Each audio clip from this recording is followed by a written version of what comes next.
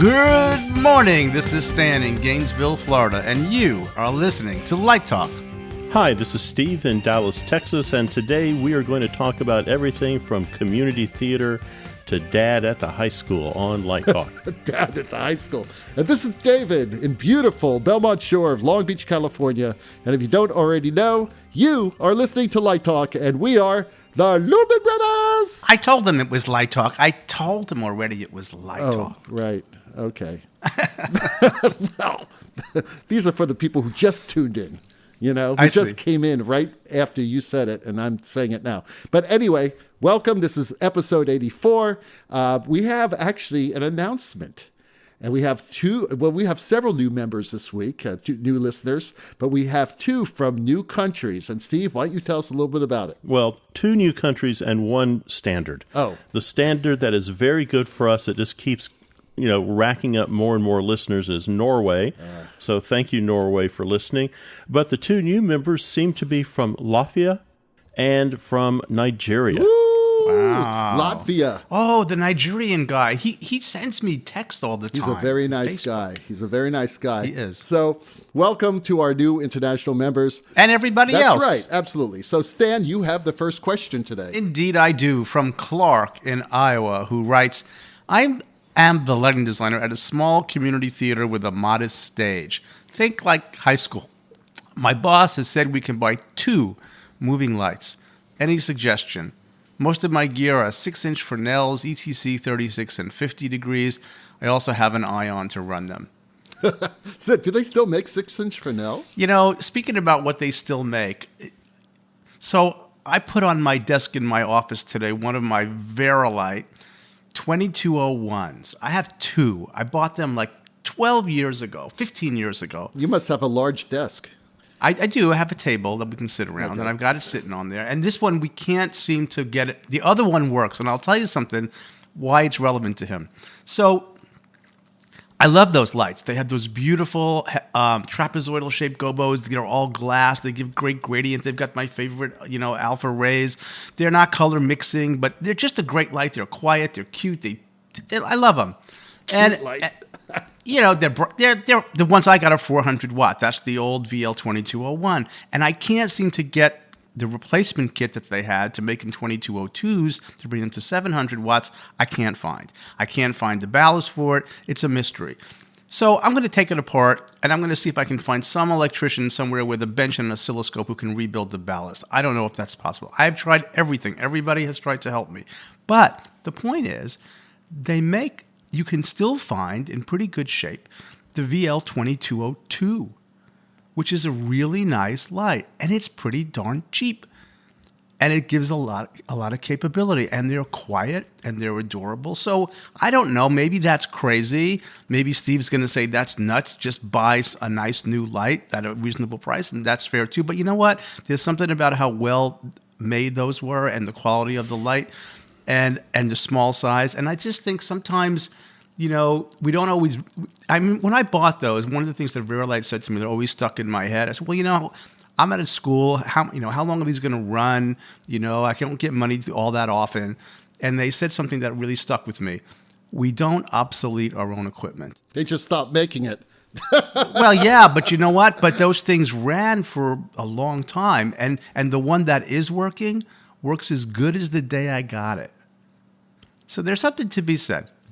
On the other side, on the other side of the coin, you guys take it away. I mean, they had a bunch of them in Chicago at a theater where I work every now and then, and they are pieces of crap because they're just so old and they don't move anymore. But, to warm your coffee, I think that's a great thing, Stan. You can have it on your desk and just warm your coffee if you ever get any light out of the damn thing. So, Steve, what type of light should this guy buy? Well, Clark, just ignore Stan completely, because otherwise he'll sell you a couple down at Florida, and I've got a great K car from Chrysler you'd love. The problem here is in your question, my boss. So do you really want to buy some used equipment that you don't know how long it's going to work because you finally convinced your boss to invest in a light? So I would not buy a used light, even if it's a year old. I wouldn't go to one of the sites of used equipment and start shopping. I think Right off the top of my head, there are 4 lights you could consider, and it's because they all come from major manufacturers. The first one, and I would get a demo, the first one is ETC. And take a look at their new Releve. It may be perfect for you because you already say you have an ETC system. You've got the 36s, you've got the 50s, you've got an Ion. I would get a Releve in there and see if it'll do what you want it to do for your space. The other one, of course, is the Philips Strand LED spot. I would also consider High-End's 1000. It might work. And if you want to kind of go for maybe the best one of that whole bunch, I would look at Martin and take a look at their Encore series. So there's a lot of lights out there that are affordable and will work in the type of space you're talking about. My point is that Clark is going to get factory support. He's going to have a warranty that's going to be there. Also, most of these companies have a parts inventory, so when they do retire a light, they've got they have a parts inventory for 3 to 5 years, let's say, and that's why you're having such a hard time finding parts for your lights. The parts are all gone. They've just been parted out to other companies. Yep, that's true. Yes, you have to end up buying one on eBay and just parting that one out. One thing you mentioned is buying 2 moving lights. No matter what moving light you buy, assume that you're going to need one for a spare. So you should go with 3 if possible, just so that you can have 2 working at all times. And this happens to new lights too. I know we've had 2 new lights break down on us. So always have a spare. Make sure you have a spare. And the Releve is great. By the way, guys, I don't know if you knew this, but the Releve was in the high-end rig for Hog Factor. They're not as powerful as those, 2000s, and certainly not as powerful as the 3000s. But they're a decent light. They're a nice light. I'm really curious to see what price point they hit with the light. And speaking of lights, I must tell you guys that I used the VLZs this week. My show opens tonight, as a matter of fact. And they're fantastic. I loved them. I absolutely adored the VLZs. I think they're a great light. They are quiet, Steve. Thank you for the tip on those different studio modes. Give it a shot. I think they're great lights. So our next question comes from Susan in Oklahoma. And Susan asks, what is Automark and Move in Black? Okay, so here we go again, Steve. I love Automark and Move in Black. Steve doesn't, and we'll get into that again, I'm sure. But what Automark and Move in Black do, there are features in most lighting consoles nowadays that automatically presets and stages your lights. So if the board senses that a light is out and it's not used again for 2 or 3 cues, and when it hits that cue, it will be in a different position, maybe a different color. It will automatically preset that light in that position and color while it's black, while it's dark, while the lamp isn't on. In most boards nowadays, you can actually specify exactly when you want that light to move and mark. So that's what Automark and Move in Black do. So now, Steve, why don't you tell us why you don't like Move in Black and Automark? It's not that I don't like it, but back in my day, when I was walking barefoot through the snow to get down to the arena. Yeah, you're working with Aeschylus, right? Was it Aeschylus or was it Caligula? I think it was Lysistrata. But I like to know where my darn lights are. I just like to know where they are so they're not creeping around on me, going someplace that maybe I don't want them to go. But rogue lights. You don't like rogue lights, right? I don't. I'm from Texas. I don't like strays. But David's right. I think Automark and Move in Black, I think once you start using those, your life is going to change because you're not going to have to worry about everything as you work through the drama or the musical. The lights are going to be there, so you're not always having to track everything. I'll just throw this one thing in there. Something that's a nice feature about that is that you can set the time for those auto marks. And so if you need the light, sometimes it comes with a default like 5 seconds or 2 seconds or whatever.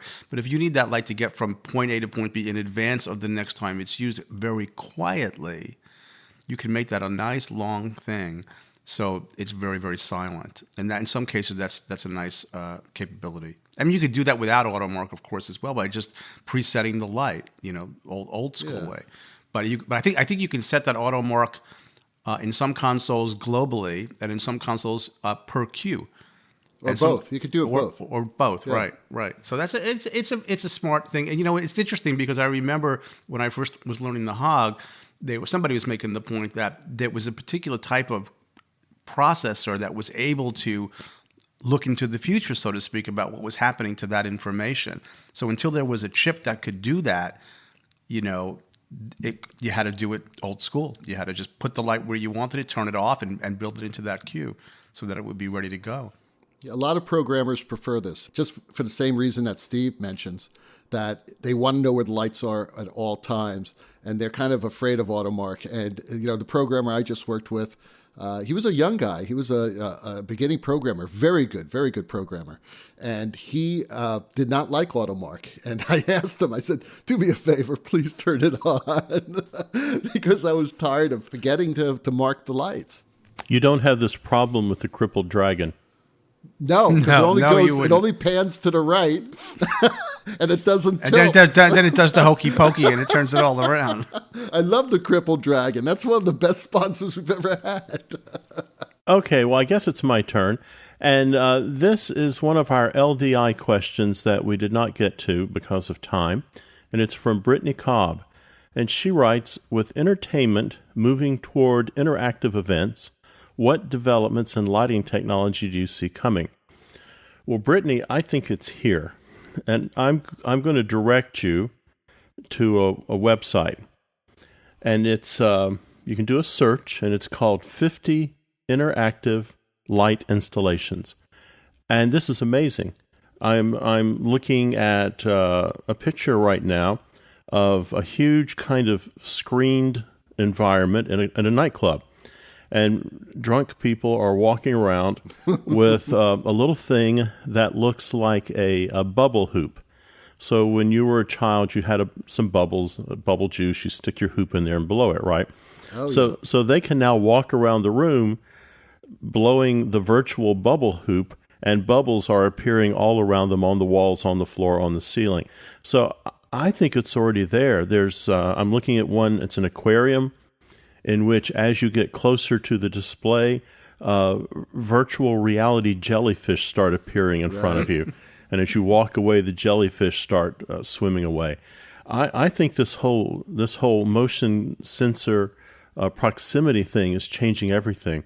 If you just, you may have had a chance when you were in Vegas to go by and see Cirque and see their production of Caw. That whole floor is interactive.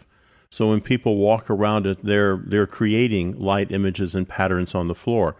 And it's this kind of mathematical magic. So I think it's all there already. And I think where you're seeing the technology really hit its stride is in artist installations. I think you're seeing it in bars. I'm looking at one site here where the bar is trying to deter people from breaking off into small groups. They want them to explore the entire bar, be an experience in which you meet a lot of people in the room. And there are sensors that start reading when things are static in the room, and it starts changing light levels to direct you in another direction to move you about the room on a very small kind of subconscious level. I'm looking at another one here. It's a bar. They shoot you your drink, and a little light comes up and lights your drink up when it arrives. I love it. That's what I need. I think start looking at light installations. Just do a search for light installations and look at what's out there. The Japanese are doing amazing stuff. You know something? In the 60s, you didn't need a piece of technology to do that. Your drink would light up automatically. It was just another method to get there. But you're right. And actually, at LDI this year, there were several manufacturers with interactive floors. It's really happening now. Steve is absolutely right. This is where we are, and it's going to make immersive theater even more powerful. It really is. I've been talking about virtual reality, and now they're talking about enhanced reality and all that other stuff. It is happening, and it's just going to take a little bit of time and money to start really making that happen in the theater. I attended an interesting kind of performance piece, I don't know, maybe 10 years ago, and they were doing this with sound. and you came to the show, very kind of contemporary avant-garde performance art show, and you were given the option to give the theater your phone number on your cell phone. And during the show, they would contact you. And there would be an interaction between a performer on stage with an audience member, and that conversation was then broadcast. So we're looking for all kinds of ways to do this. I mean, amusement parks tried this years ago with vibrating seats and things to get you in an immersive environment. Yeah. Remember Smell-O-Vision? that was a happening thing, and we were talking about putting it into theaters. I remember that old movie Earthquake back in the 70s. They had a bunch of subwoofers, and they would like shake the seats and do all that other stuff. I was going to say, you're talking about Smell-O-Vision. Years ago, Leroy Jones, also known as a Marai Baraka, in his production of Slave Ship, and this had to be 40 years ago, he introduced into the heating and AC system of that theater a chemical which gave you the sense, kind of the aroma of urine, because he wanted the curtain to go up, you're in the slave ship, and there is this odor of sweat and urine and feces and fear, maybe. There are theaters in Broadway that automatically have that. You don't have to introduce it. All you have to do is go to that museum I told you about in Tasmania. Well, you know something? I'm pretty sure Corky St. Clair did this for their big production of Backdraft in Waiting for Guffman. He actually put ashes into the AC system, burning ashes, and ended up burning down the theater. But there you go. That's another way of doing it. You are listening to Light Talk with Steve, Stan, and David, the Lumen Brothers, and Light Talk is sponsored by... Christmas is only a few weeks away, and it's never too early to shop for that special lighting designer in your life. Do you want your man to make a big, bold statement when he walks on stage? Then you need Cheeky Rigger Cologne. You might remember our fragrances from last year. Funky Roadcase, Arcing Ozone, and Stinky Shoe on the Bus. Well, once again, the Cheeky Rigger of Sheffield offers 3 new scents. Start with Go. Go. It's a statement. Go. It's a request. Go. It's an action. Splash a little go on your face, but be careful. It's also a command. Go. Don't ask for too much. Just go. Next, for that romantic evening, try Blackout. Dark, twisted, and mysterious, just like you. Blackout. You are nowhere. You are everywhere. Blackout. You are the night. Indeed. But wait. What if your special LD is a lady? Well, the Cheeky Rigger has her covered with that new enchanting fragrance.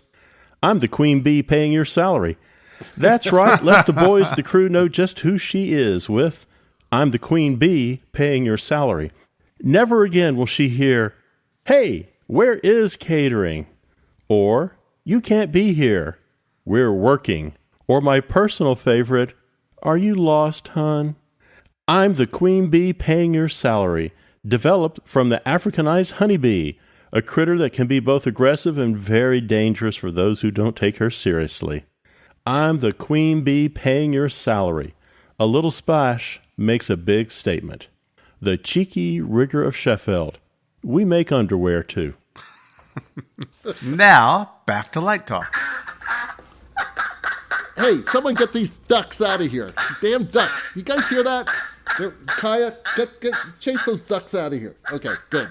Okay, those damn ducks are our new sound for Let's Talk About segment. She's chasing the duck. Kaya, kill those ducks. Anyway, so for this week's Let's Talk About segment, we're going to talk about what happens when your friend starts taking your jobs. And this actually happened to a good friend of mine who is a stage manager, and her roommate is now taking all her jobs away from her. Now, we all become friends and colleagues in this business, and we're all competing for, that's right, the same jobs. So I'm just curious, guys, has this ever happened to you? You know, I think what's happened to me is my students start to be competing for the same work. And you know what? I had to rationalize. And I said, you know what? If I'm now competing with my students, then I was a successful teacher. So more power to them. But you may not feel that way if you didn't have a steady paycheck. That's true. That is true. Steve?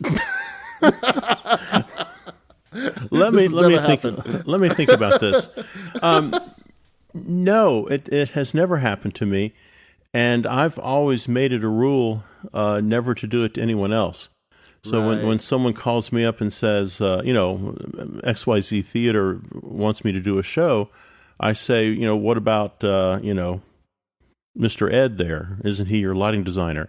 And I'm very hesitant to take a job away from someone whom I know has been doing that for years. So I kind of question them. Is there a conflict here?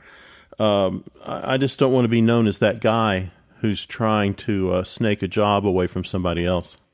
It's a good point. Let me just say, so here in my little town, in our little hamlet of Gainesville, there's the Hippodrome State Theater. It's a great theater. It's been around forever. It's founded by UF grads, and they have a lighting designer who is the resident. And when I first came here, people said, "Why aren't you going to go do some shows at the Hip? And you should really get into the Hip. And you should." And I said, there's a guy here. He's a good guy. He's a terrific designer. It's his job. And so I'm not going to do that.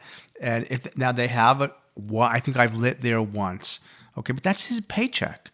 So it's just inappropriate. I think it's a question of professional respect. And so I've never done that either. Yeah, I think it's different in different cities, but deep down inside, we're a community. Right. And I think if we, like what you said, Stan, it's inappropriate. But it's hard. It's very difficult if you think about it that, theater artists and, for the people who don't work at universities and don't have any paychecks, or for the people who may not work in architectural lighting firms also, because a lot of my students do that during the daytime. And then at night they do, theater. And that way they can afford to do theater. So for the people who are just relying on theater for their life, it's difficult. It really is. And it's somewhat competitive. But I think, again, that most people who survive in this business really think about this and are really careful when it happens. And I know that sometimes you may call the other designer and say, "Hey, I was offered this gig. I know that you normally work with this director. I really don't want to take this gig from you." 99% of the time, that person would say, "Take the gig. It's okay, man." Because the call was enough. You know what I mean? When I was offered a show at that theater, I went right to the designer and said, "Hey," or I've even said to him, "Hey, when you're busy or when you need a break, I'd love to have a show. When you offer it to me, when he makes that decision to give it, that I feel is appropriate. When he says, 'Hey, you know what? I'm going to be gone for that holiday. Stan, why don't you take that show? I'm happy to step in.'" It's just like the same thing with the work I just did for this artwork. There's a guy who usually designs this artwork, and that's his gig. So I was the stand-in. I was the pinch hitter. So you have to. Yeah. So I think there's just a professional. Regardless of whether you're getting a paycheck or not, I think you can honor the other person whose job that generally is, and it's just respect. Yeah, and also it works in a different way as well. When I was an assistant, the designers I was assisting, if they couldn't take a gig, they would recommend that I do the gig. And I have done that for countless assistants that I have worked with over the years. Helena Kuka, as a matter of fact, she was one of my students at SMU, and she assisted me for several years after I left SMU, or actually after she graduated. And she ended up taking several gigs of mine at my recommendation because I couldn't do the gigs anymore because I was getting too busy. And this is how it normally works. And I don't begrudge anyone for it. I celebrate their success. We really do. And that's, if you have that type of attitude and that feeling that type of karma is going to come back and treat you well eventually. And for me, it has. I've been very fortunate. I think you're going to be okay and you're going to be able to sleep at night. Okay, we have a question from Robert in Nevada. And he says, "My daughter just started high school. Myself and a few of the other dads make up the stage lighting committee. None of us know a darn thing about theater. They're in the perfect spot. Any suggestions on how we start? Our first play is February, The Diary of Anne Frank. That's a nice uplifting musical right there. So the good news, Robert, is it's November. So you got a few months here to get ahead of the game. Go down to the high school, find yourself a 15-year-old who knows what they're doing, and they can teach you a little bit about stage lighting in the console. But for a serious answer, lighting is kind of a dangerous thing. You can fall off a ladder. You can electrocute yourself. You can drop something on someone's head. So you want to be careful and you want to be sure you're being safe. And there's a couple things you could do. Maybe you or one of the dads or maybe one of the moms that's on the committee, perhaps you're part of a church that has a ministry that involves a technical production, lighting, projection, sound like that. You might go and beg that person to help you and teach you and show you around a little bit. You might go down to the local lighting vendor. You could talk to the high school teacher and say, who do you get your supplies from? And see if they would be willing to spend a little time with you just to make sure, you're not going to hurt yourself or hurt someone else. But as far as what the show should look like, I would kind of keep it simple. I mean, even if it's just one good look and act, it doesn't have to be busy. You don't have to have 1,000 light cues in it. You're just starting. What parents want to see, they want to see their child's face. So think about that when you're lighting it. Take your driver's license out and look at your driver's license. That's exactly what you don't want. It doesn't want to look like that at all. And I know this is, if I were talking to a student about this who was kind of trying to enter the profession for real, I would probably give a little bit different advice. But for the lighting committee, I think what I would do, because you're all in this together, you're trying to figure this out, you've never done this before, I would sit down with the high school teacher who's directing the show, and I think you guys should look at some photographs online. Look at some productions of The Diary of Anne Frank and kind of see what the first act or the second act should look like. You're not going to be able to copy something from looking at a photograph, but at least you'll kind of get a sense of the mood of the show by looking at past productions, and you'll see all kinds of things that you can take ideas from. But most important thing is take some time and be safe. Yeah, safety is everything. I'm pretty amazed that they actually have a lighting committee. I think that's really cool. I mean, who would thought that lighting would be that important? Would you actually have a committee to do it? And I think that's great. And that you and your other dads and moms, that are being that active in the theater community of the high school is a really positive thing and a wonderful thing for your kids. Now, the good news is that you're doing a relatively simple show. You're not doing Joseph and the Amazing Technicolor Dreamcoat or something like that. So Steve is right. Keep it simple. That's the best way of doing it. And you can certainly get away with that on that show. What do you think, Stan? I think everything you guys said makes perfect sense, and I'm just zoning in on one part of the question. Is he says, how should we start? And so everything that's out there that's already been said is a good way to start. But also, we have some books. You got time, right? It's not till February. We have some good books on our website at lighttalk.org that you could pick up. Maybe not one of the simple ones. I'm not sure which title I would recommend, and then sit down with that committee and discuss the book. Right, and discuss an approach just to get your heads around how stage lighting works. It sounds like they just say that none of us know a darn thing. So there's some really good books out there, and you could take a month, read the book, have some conversation, and then follow Steve's advice and go out, meet some people, get some hands on, talk to some people directly, and so on. I think it's all pretty good. You might even have, depending on where you are in Nevada, and it's a long shot because people are busy. You might have a community college. Or maybe you're right there in Las Vegas and you've got UNLV. You might call up the head of their lighting programs. And Who's that guy? Brackley Frayer. Brackley Frayer. Give him a call. Just call him up and just say, here's the deal. Can I come by and chat with you? Do you have a student who could teach us? Yeah. And they might or they might not, again, because they're all busy. But I would say outreach is the way to go here.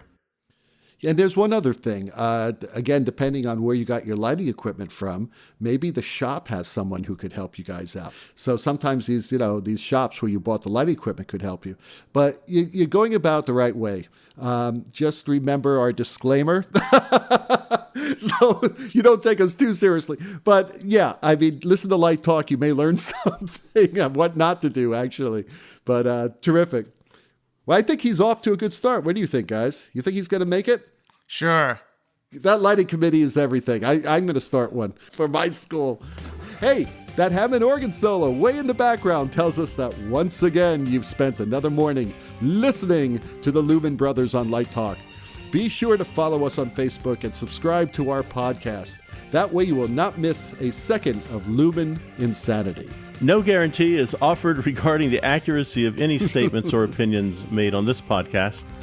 So if you do take us seriously, just remember that the law firm of tungsten, phosphor, and filament will defend us until our retirement funds are completely exhausted. Light Talk is written and produced by the Lumen Brothers, coming to you from Long Beach, Gainesville, and the Lone Star State. And be sure to tune in next week when we discuss assuring a flawless show. Do you need a programmer to pre-color LEDs? Which remote control follow spot systems should you consider?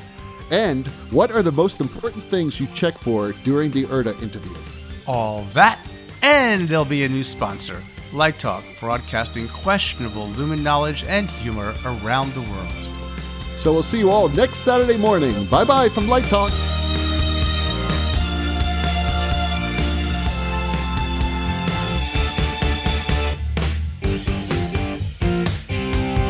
Light Talk.